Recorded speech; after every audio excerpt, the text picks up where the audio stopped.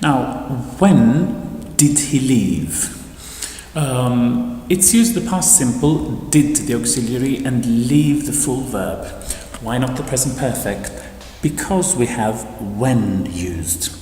So when we say when, what is it that we're looking for? We're looking for a period of time, so a point of time, exactly when that happened. Therefore, whenever you see when, you never in English have the present perfect. So a sentence like when has he left, the present perfect simple, in English does not exist. So there is never when has he left. It is never possible. Therefore, even if we did not have the whole context, we only had this sentence, it was always going to be in the past simple, when did he leave? Because there is when there. 2 weeks ago. Never say 2 weeks before, it's wrong. So if you go from the present to the past and the point of time is given, you always have to use ago. If the point of time is not given, then you can say before. I have been here before, but I was here 2 weeks ago. Not I was here 2 weeks before. It is not correct. If the point of time is given, it's always ago.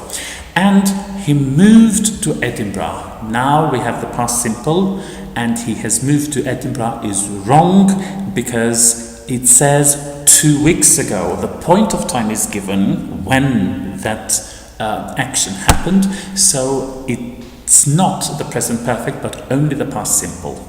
To Edinburgh. To shows direction.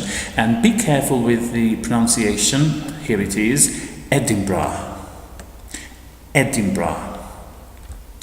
That's where he's going to university. That's where is the same thing as that's exactly where he's going to university. He is going to university. It's the present continuous. It shows plans for the future. It's a normal routine. It could have been going to, he's going to go to university when we mean that it is something very important. To, again, the preposition shows direction. Edinburgh is a beautiful city. I hope everything goes well for him. After hope, mostly there's a verb in the present simple. Goes, the third person. Well for him. Yes, lucky for him, or you can say lucky him without for. It's the same thing. The rest of us have to work for a living. Have to is used for rules and laws. Like, why do we use have to and not must in here? Because we have no other choice. It's a rule. In order for us to earn a living, we have to work.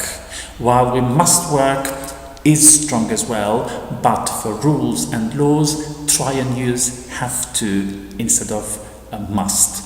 And be careful in pronunciation. It's a complicated rule of pronunciation, but nevertheless we're not going to explain the details of it. It is not pronounced have to, but have to. So this ver in here turns into f. So have to work for a living.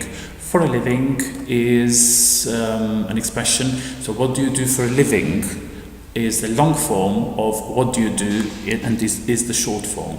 Here is the rest of us have to work in order to earn a living, or shortly, for a living.